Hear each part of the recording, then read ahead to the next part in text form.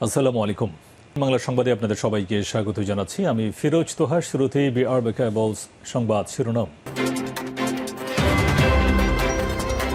জানিয়ে দিব সর্বশেষ গুরুত্বপূর্ণ আপডেট বাংলা সংবাদ। শুরুতেই জানিয়ে দিব সারা বাংলায় খবর দে কোটা পোতার কবর দে। সব গ্রেডে অযৌক্তিক এবং বৈষম্যমূলক কোটা বাতিল করে কোটা পদ্ধতির সংস্কার করার এক দফা দাবিতে খানজাহান আলী সেতু অর্থাৎ রূপসা সেতু অবরোধ করেছে খুলনা বিশ্ববিদ্যালয়ের খুবির শিক্ষার্থীরা। এরপর জানিয়ে দিব প্রশ্ন ফাঁস করেই কোটি টাকার জমি কিনেছেন সোহেল। সরকারি কর্ম কমিশন পিএসসির বিভিন্ন নিয়োগের পরীক্ষা প্রশ্নপত্র ফাঁসের ঘটনায় গ্রেপ্তার ১৭ জনের মধ্যে একজনের বাড়ি হচ্ছে মিরপুরের ব্যবসায়ী। তিনি মিরপুরে থাকেন। তার বাবার বাড়ি হচ্ছে কুমিল্লার আদর্শ সদর উপজেলা আমরাতলী ইউনিয়নের বানাসুরা গ্রামে। তার নাম সোহেল, বয়স ৩৫। তিনি পিএসসি থেকে বিভিন্ন নিয়োগের প্রশ্নপত্র ফাঁস করে কোটি টাকার জমি কিনেছেন। জানাবো বিস্তারিত, সঙ্গেই থাকুন। এদিকে বাড়ি থেকে ডেকে নিয়ে সাংবাদিককে বেধড়ক পেটালেন পুলিশ সদস্য। জানিয়ে দিব বন কেটে চিংড়ি ঘের বানালেন আওয়ামী লীগ নেতা। আওয়ামী লীগের ২২ নেতা সহ ২৬ জনের বিরুদ্ধে থানায় মামলা। মহেশখালীতে প্যারাবন নিধন করে সরকারি জমি দখল করে চিংড়ির ঘের করার অভিযোগে ২৬ জনের নামে মামলা করেছে পরিবেশ অধিদপ্তর। এদের মধ্যে ২২ জন স্থানীয় আওয়ামী লীগ এবং এর সহযোগী সংগঠনের নেতাকর্মী, বাকি ৪ জন দলের সমর্থক। এবারে জানাবো ব্যারিস্টার সুমনকে হত্যা করার উদ্দেশ্যে হ্যাকার হতে চেয়েছিলেন ব্যারিস্টার সুমনকে হত্যার হুমকিদাতা। এবং সর্বশেষ জানিয়ে দেব সৌদিতে হামলার হুমকি, স্পর্শকাতর স্থানের ভিডিও প্রকাশ। সৌদি আরবে হামলার হুমকি দিয়েছে ইয়েমেনের হুতি বিদ্রোহীরা। এমনকি গোষ্ঠীটি সৌদি আরবের কয়েকটি গুরুত্বপূর্ণ স্থাপনার ভিডিও প্রকাশ করেছে। মিডল ইস্ট মনিটরের এক প্রতিবেদনে সব তথ্য জানানো হয়েছে। গাজায় ইসরায়েলে হামলার পর ফিলিস্তিনকে সমর্থন দিয়ে আসছে ইয়েমেনের হুতি বিদ্রোহীরা।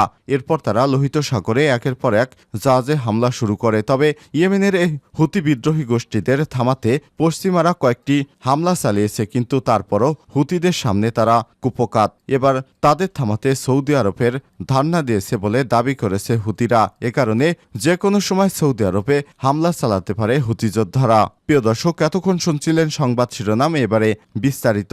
তবে তার আগে বন্ধুরা, আপনি কোন স্থান থেকে আমাদের সংবাদটি দেখছেন কমেন্ট করে জানিয়ে দিন এই সংবাদ সম্পর্কে আপনার মূল্যবান মতামত। প্রিয় দর্শক, আপনি যদি আমাদের চ্যানেলে নতুন হয়ে থাকেন, ভিডিওটি দেখতে দেখতে চ্যানেলটি সাবস্ক্রাইব করে রাখুন, যাতে করে বন্ধুরা আমাদের লেটেস্ট আপডেট সংবাদগুলো সবার আগে আপনার কাছে পৌঁছে যায়। অনুরোধ থাকবে বন্ধুরা, এই ভিডিওটিতে একটি লাইক দিয়ে দিন। এবারে বিস্তারিত। সারা বাংলায় খবর দে কোটা প্রথার কবর দে। সব গ্রেডে অযৌক্তিক এবং বৈষম্যমূলক কোটা পদ্ধতি বাতিল করে কোটা পদ্ধতি সংস্কার করার এক দফা দাবিতে খানজাহান আলী সেতু রূপসা সেতু অবরোধ করেছে খুলনা বিশ্ববিদ্যালয়ের খুবির শিক্ষার্থীরা। এর আগে খুলনা সাচিবুনিয়া বিশ্ব রোড এলাকায় খুলনা বাগেরহাট মহাসড়ক ১ ঘণ্টা অবরোধ করে যান চলাচল বন্ধ করে দেয় শিক্ষার্থীরা। বিক্ষোভ সমাবেশের ব্যানারে নতুন ঘোষিত এক দফা কর্মসূচি বাস্তবায়নের লক্ষ্যে ৬ষ্ঠ দিনের মতো খুলনায় প্রবেশদ্বার খানজাহান আলী সেতু অর্থাৎ রূপসা সেতু অবরোধ করে রেখেছে শিক্ষার্থীরা।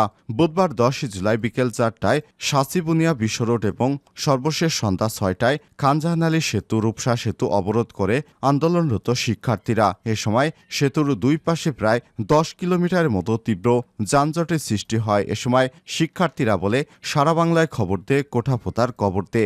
মেধা না কোঠা, মেধা মেধা, মেধাবীদের কান্না আর নয়, কোটার বিরুদ্ধে লড়াই হবে একসাথে প্রভৃতি স্লোগান দিতে দেখা যায়। আন্দোলনরত এক শিক্ষার্থী বলেন, মেধাবীদের অস্তিত্ব টিকে রাখার লড়াইয়ে আমরা অংশগ্রহণ করেছি। কোটা বৈষম্যের কারণে মেধাবীদের জন্য সব রাস্তা সংকীর্ণ হয়ে যাচ্ছে। আমরা মেধাবী দ্বারা পরিচালিত একটি স্মার্ট বাংলাদেশ দেখতে চাই। জনপ্রশাসন বর্তমানে মেধাবীদের খুবই অভাব। এসব কোটাদারি নিয়োগপ্রাপ্ত হয়ে বর্তমানে এ খাতটাকে দুর্নীতির চরম লেভেলে নিয়ে গেছে, যা সম্প্রতি কয়েকটি ঘটনা দেখলেই বোঝা যায়। তাই বাংলার আপামর ছাত্র সমাজ মেধার ভিত্তিতে নিয়োগ চায় এবং সরকারের স্বপ্নের সোনার বাংলা তৈরি হয়তো করতে চায়। এর আগে মঙ্গলবার ৯ জুলাই বিশ্ববিদ্যালয়ের এর প্রধান ফটকে বিজয় তোরণের সামনে কোটার বিরুদ্ধে শিক্ষার্থীরা মোমবাতি প্রজ্বলন করে বিক্ষোভ সমাবেশে সমন্বয় করা জানান। আমরা কেন্দ্রীয় কর্মসূচির অংশ হিসেবে দুপুর সন্ধ্যা সড়ক অবরোধের সিদ্ধান্ত নিয়েছি। আমাদের দাবি মেনে না নেওয়া হলে সামনে এর চাইতে কঠোর কর্মসূচি দেওয়া হবে।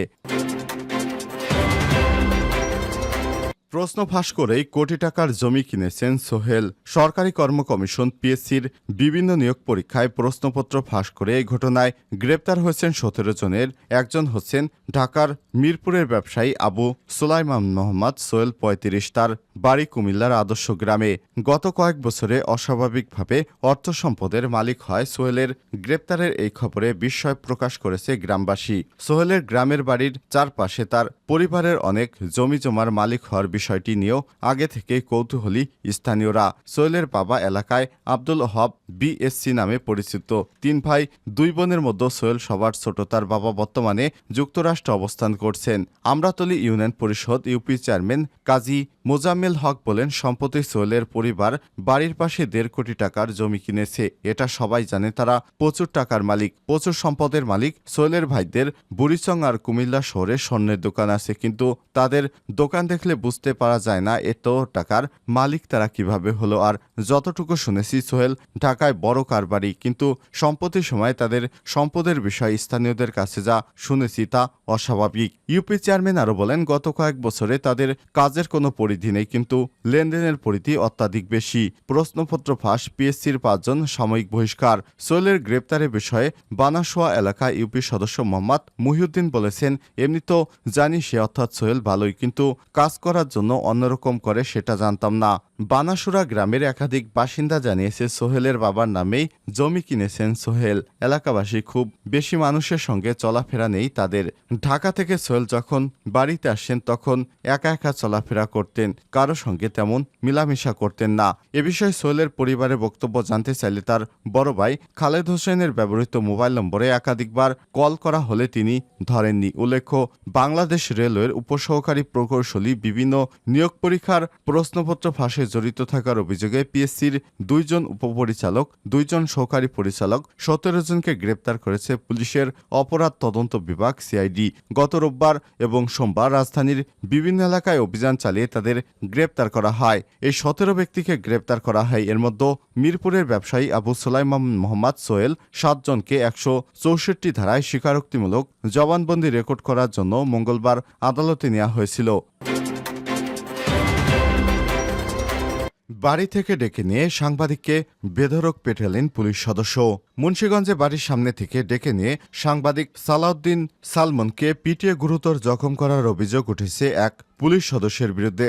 আহত সাংবাদিক সালমান দৈনিক মানবকণ্ঠ পত্রিকার সিরাজদি খান উপজেলার প্রতিনিধি। পরে তাকে উপজেলা স্বাস্থ্য কমপ্লেক্সে প্রাথমিক চিকিৎসা দেওয়া হয়েছে। পুলিশ এবং স্থানীয় সূত্ররা থেকে জানা গেছে, সিরাজদি খান উপজেলার পূর্ব চান্দেরচর গ্রামের কামিজউদ্দিন কামু ৬০ এবং একই এলাকার কালাইচান মাতবর ৫৫ সমর্থকদের মধ্যে ফসলি জমির মাটি কাটার টাকার ভাগবটোয়ারা এবং আধিপত্য বিস্তারকে কেন্দ্র করে বুধবার ১০ জুলাই সকাল ৬টার দিকে সংঘর্ষ শুরু হয়, যা চলমান থাকে ৯টা পর্যন্ত। পরিস্থিতি নিয়ন্ত্রণে আনতে পুলিশ ২৫ রাউন্ড গুলি ছোড়ে। এ সময় ঘটনাস্থল থেকে পুলিশ ৯ জনকে আটক, ২০৫টি টেটা এবং ৯টি ঢাল উদ্ধার করে।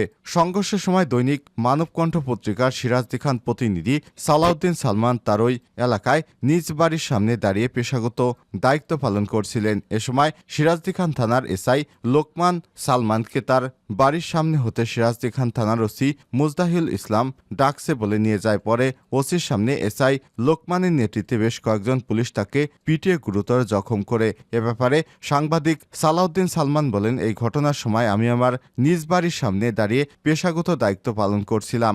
এসআই লোকমান এসে আমাকে বলে, আপনাকে ওসি সাহেব ডাকছেন। তিনি বলেন, আমি পেশাগত দায়িত্ব পালনকালে হাতের মুঠোফোন নিয়ে পুলিশের লাঠিচার্জের ছবি নিচ্ছিলাম। তখন দেখতে পাই কয়েকজন পুলিশ মহিলাদের উপর লাঠিচার্জ করছে।